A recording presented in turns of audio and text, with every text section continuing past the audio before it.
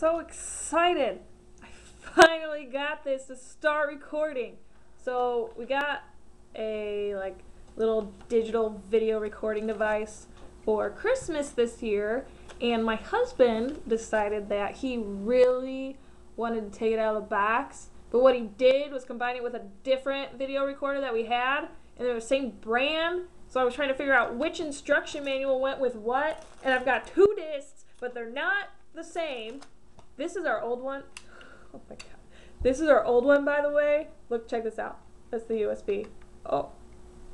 Yeah, really janky, like it needed to go. And then we didn't have okay, we have, I swear, 20 memory cards, but my husband freaking takes them out of everything I own and then puts them in his trail cams and leaves them in the fucking woods. The woods. He leaves them in the woods.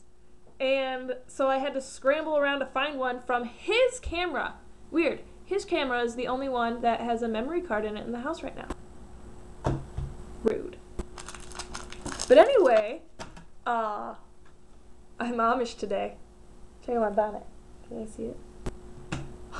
And my dress. So exciting.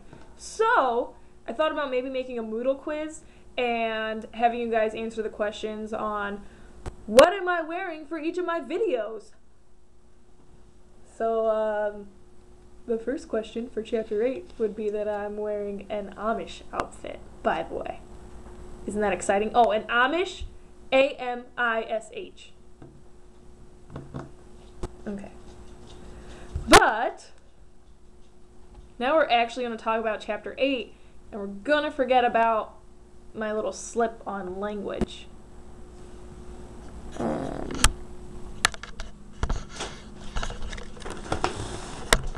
Maybe I can edit that later. I probably won't, though. So you guys get to see me manually moving my camera around.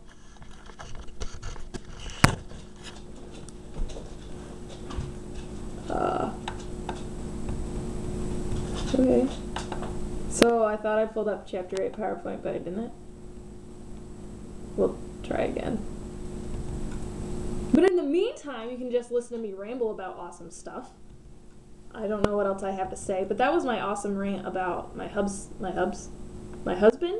I was going to say hubsand, but PowerPoints. Chapter 8. Okay, chapter 8 is the beginning of tab 4, by the way. I just ripped my book.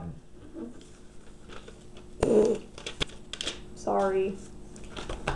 But anyway, chapter 8 is usually using language successfully, and it begins on page 216, which is, that's my doober. Tab 4, by the way. Why isn't this opening? Maybe because I already had it open. Alright, well. Technology. It's fun. Maybe Dewey will get up here for you guys while we wait. Come here, Doober. Come on. Come on. Come on. Thank you. Thank you for the kisses. Oh, do you just want to cuddle? Puppy kisses. PowerPoint's restarting. That's what I'm waiting for. But dude, whoa, oh yeah, kisses. Oh, that's my favorite. Oh, you just want attention. Oh, I wish you could see more of him, but thanks. Oh, thank you, Doober. Thank you. Okay. Oh, that's disgusting. Okay. Can I open my PowerPoint now? Okay. He's just an attention whore. He just wants attention. Alright. But I just want to open now. Hey! Hey! And my sister called me while I was trying to install the driver stuff for this And then I got really annoyed because all the stuff was not where we're supposed to be. And she's like, I'm gonna get off the phone with you. You sound kind of angry. And I don't want you to take it out on me. So I guess I was being kind of a jerk, and I didn't mean to be. But she'll learn to deal. Okay, but Chapter 8 starts on tab 4, page 216. You'll see the picture of Martin Luther King. And it's using language successfully. There's a question on the PowerPoint, but since you're not here to give me the answer, but I can give you guys the answer. Are there differences between oral and written styles? Yeah, there are. Did I lose that? Now I think I'm crooked. Oh well. It is what it is. So, what makes language so important? Quotes from famous speeches like those shown on pages 214 and 215 of your book demonstrate the power of language. So language is a very powerful tool. Language is very powerful and can boost your speech's distinctiveness. It is important to realize that language or words are symbols that you create, learn, and use to express your thoughts and feelings. What makes language so important? The first is meaning. There's symbolic meaning, which is a word that represents what is referring to by association, either by association, resemblance, or convention. While arbitrary, these are the relationships between the word and what it stands for, is random, subjective, or by chance. Also, there's the denotative. I'm going with denotative on this one. Meaning, and this is the accepted meaning and the meaning found in the dictionary. Maybe I should put my computer like right behind this, so it looks like I'm looking at you and not at the side. Also, there's the connotative meaning, and this is a meaning that has emotional and personal reaction. A connotative meaning is an emotional and personal reaction that you might have to a word. So they use the example bat in your book, and that's a pretty good example because there are multiple meanings to the word bat. There's the bat, which is the flying rodent. And I'm deathly afraid of bats, by the way. During the summer months, they swoop down over like my husband's head while he's grilling, like right outside that door. I know you can't see. Maybe I'll take you on a tour later. But hey, I'm getting distracted and this is a video. You guys aren't even here to distract me. It's all me. It's not you guys anymore, it's just me. But anyway, so I get freaked out, so when he's grilling, I have to be inside, or I'll be outside crying like a baby.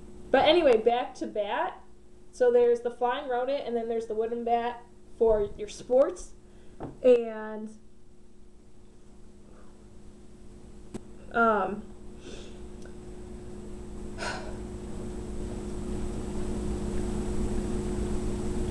already went through all those definitions and it breaks it down. You guys can read it. If you have questions, ask me about it, but it's not on the final. Culture. I'm just going along with the PowerPoint, by the way, and the book, so you guys can follow along or just listen to me. Culture consists of learned patterns, beliefs, attitudes, values, norms, practices, customs, and behaviors that are shared by a large group of people. And language is what helps create, share, and transmit everybody's cultural identity. And culture is ever-changing. It is shared by a group of people, and it is also passed down from generation to generation, like history and traditions. It's passed down to new generations, and it is based on an agreed set of symbols. A speaker is also part of multiple cultures that can influence language choices, and none is more important to the speaker than the culture represented by the audience and connected to the speech topic. Power. Your words are very powerful tools, and they're the best thing that you have in your arsenal. People may say sticks and stones may break my bones and words can never hurt me. That's a definite lie. If words can never hurt you, you wouldn't be offended by what people say, and your feelings wouldn't be hurt when somebody's rude to you. So, words can be used to make people feel inferior or boost their confidence and make them feel awesome about themselves. You're awesome. You're all awesome. Remember that Jimmy Dean commercial where the guy's dressed as the sun and then they're all rotating? You're all awesome. How can you use language effectively? That begins on page 220. Be correct. Selecting an incorrect word can occur when the speaker is not familiar with the best word for the situation, or selects one that sounds similar to the correct word, which is called malapropism. Some language mistakes commonly made are misplaced modifiers. When the modifier is too far away from the word it is modifying. Pronouns. Make sure that the pronouns agree with the nouns. Went versus gone. Using helpful verbs. And then also subject-verb agreement. Single nouns go with single verbs. You guys know this, right? This is English class, like freshman year of high school. I trust that you understand all of this. So I'm going to move on. And if you have questions, you can email me. But we're going to move on. And there are examples in the book anyway, so I think you guys got this down, right?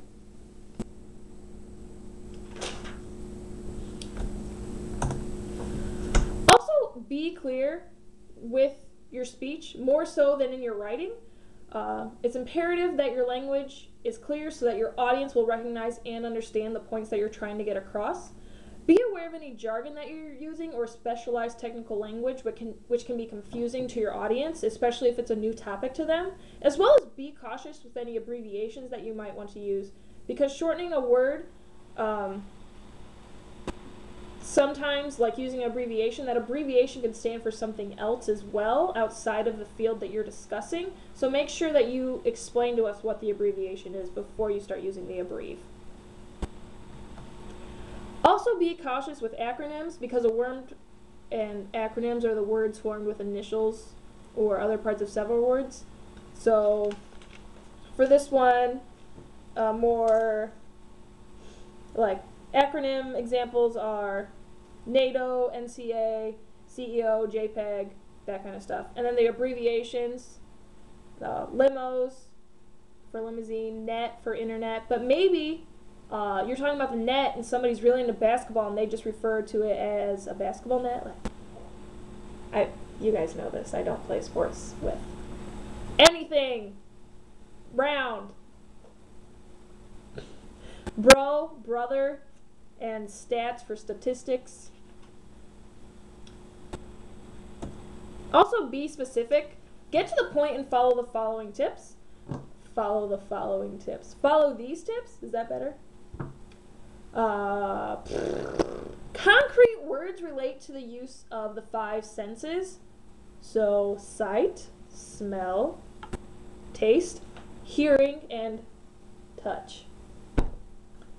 Avoid cliches or overused words or phrases that have lost their effect because of overuse, and also avoid fillers and unnecessary sounds, words, or phrases that serve no purpose and do not add to the understanding of the message.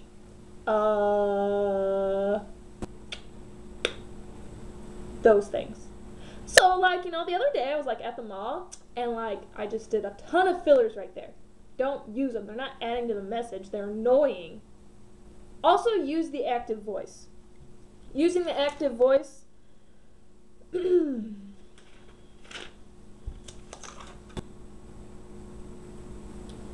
dog caught the mole versus the mole was caught by the dog. Make it active. And then the fillers, other examples of fillers, instead of saying a number of, say several, or due to the fact that, use because. And then they did list the other fillers that I normally use. Also, be appropriate with your language. Avoid slang and profanity, doublespeak. This is constructing language to disguise or distort what you mean. Euphemisms, these are less direct words or phrases that are used to replace harsh, distasteful, or offensive language, and singling out personal traits or characteristics. Examples of these are using the names for an individual or a group that they prefer to be called, avoiding language, examples, photographs, or phrases that promote stereotypes and use gender-neutral language. So basically, what we're trying to get across here is don't stereotype with the words that you choose. Be moral about your words choice, so be politically correct with how you refer to a group of people. And also use gender neutral language so that it reflects well for both your male and female audience members. Use of oral style. The way people speak is radically different than their written style. When we write, we're much more formal. When you give a speech, you want to use a more personable approach so that your audience stays engaged. Have you ever listened to somebody who's a very formal speaker? Yeah, that's exactly how we all are. And then we start doing the nod.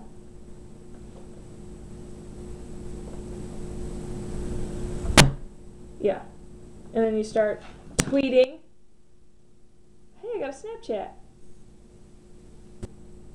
I have lots of Snapchats.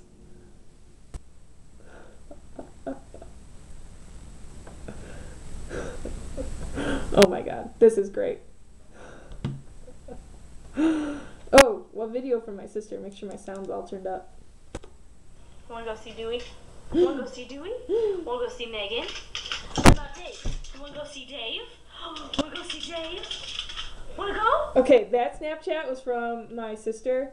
Her dog Reggie lived with us for like a year and a half because she couldn't have her dog in the dorms. Her dad moved to Wisconsin, had a 2-pet limit. My dad never wanted the dog anyway, and so we took the dog in because Dave and I cry at the Sarah McLachlan commercials, and we have to change the channel when those puppy commercials come on. And we have Dewey, he was an orphan. He's sleeping on his camo dog bed right next to me. This is his favorite spot to sleep, while I study or make videos. I think I'm going to change locations for each of the videos I make. So right now I'm at the dining room table, and then I think I'll go to the couch later, and then to the bar. And you can have little previews of the inside of my house. That's me and Dave, and that's our thermostat. We have one in like each room because we have this cryptic, ancient heating system. It is what it is. Again, easily sidetracked when you guys aren't here. Moving on. Be distinctive. When you use words, make them unique and attention grabbing. That's all I have to say about that. Alright, this question is on slide 16. Appealing to the senses would include all of the following except A, touch, B, movement, C, texture, D, tension. Tension. How can you boost your distinctiveness? This is on page 227, by the way. Use vivid language. Ways to appeal using language would have the audience imagining seeing, hearing, tasting, smelling, and touching what you are referring to. And movement and bodily tension have recently been added and can add to the vivid nature of the presentation. So appeal to their senses. Like, if you want to have people reminisce on something, imagine them at grandma's house and you ask grandma to bake chocolate chip cookies.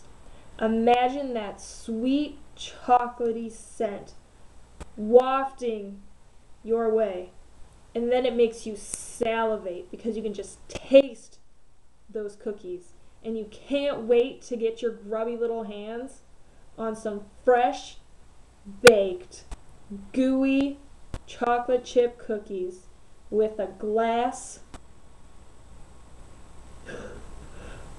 of ice cold milk to wash it down.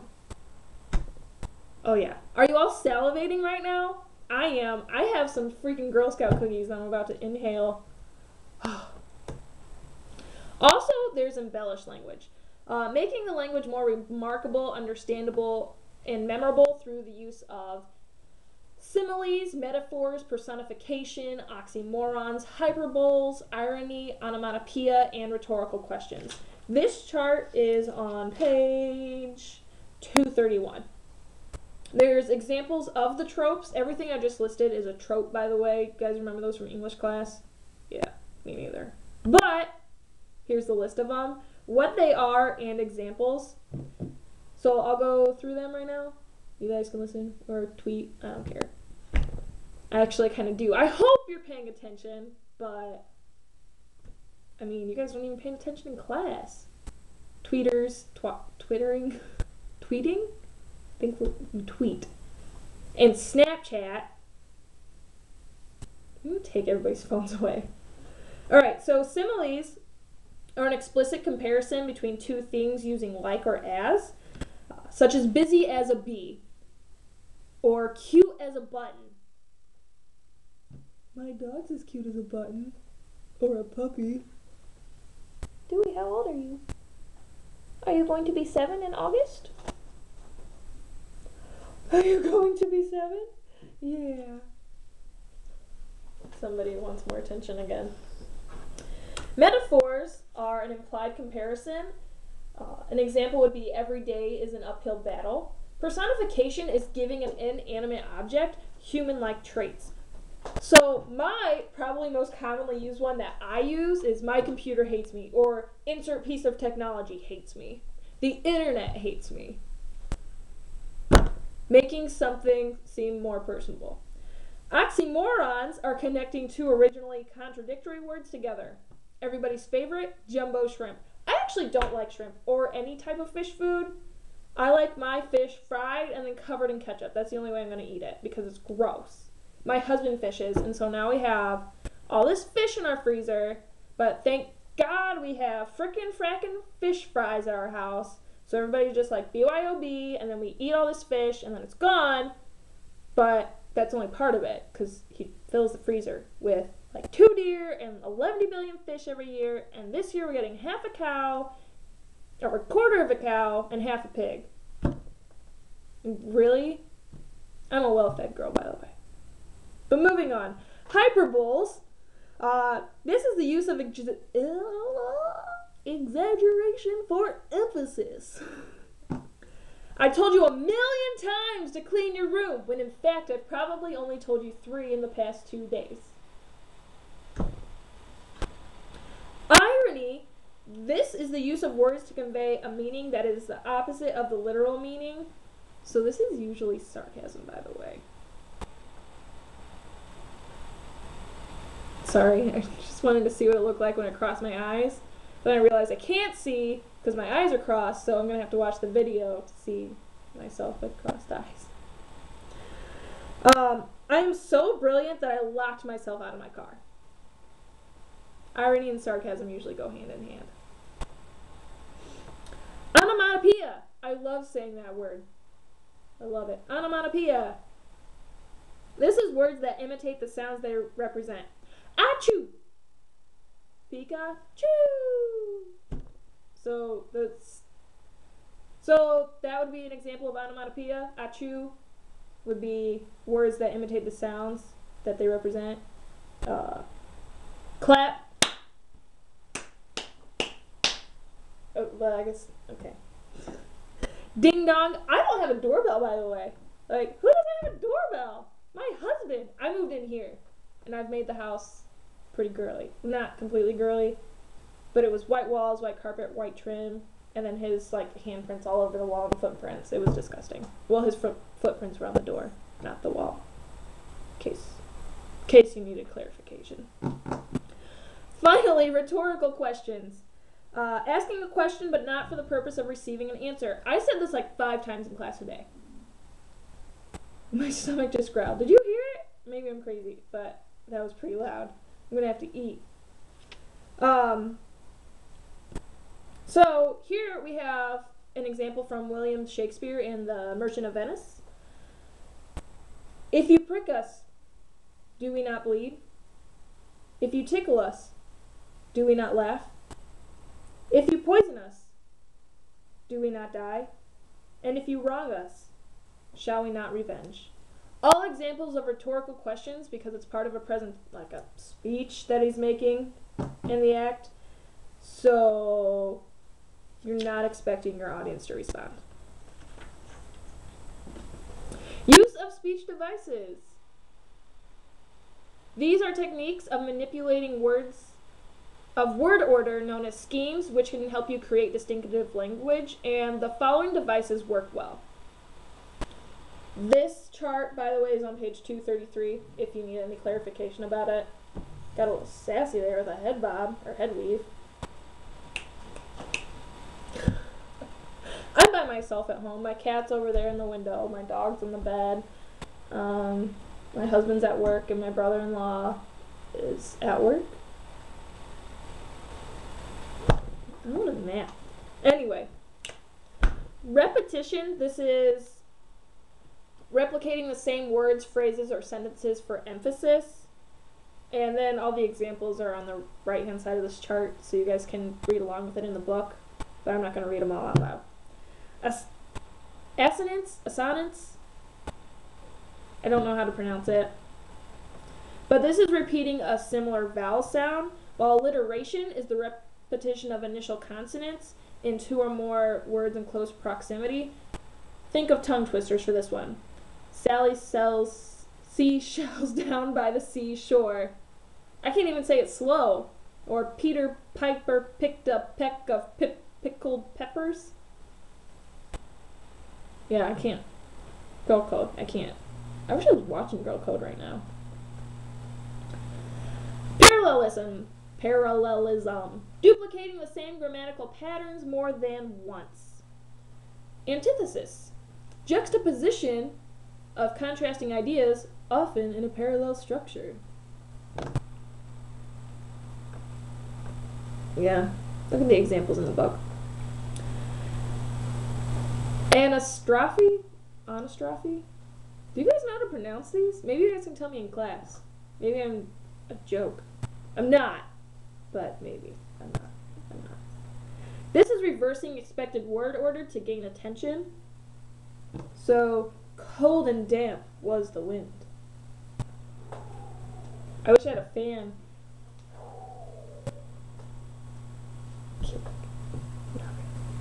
And then a syndeton. This is deliberately omitting conjunctions. Famous one, reportedly written by Julius Caesar. I came, I saw, I conquered. Veni vidi vici. That'd be like the Latin translation. Hey, that's the end of chapter 8. I just got another Snapchat. So I'm going to go change outfits, nom on some lunch, and then you guys can totally enjoy this video.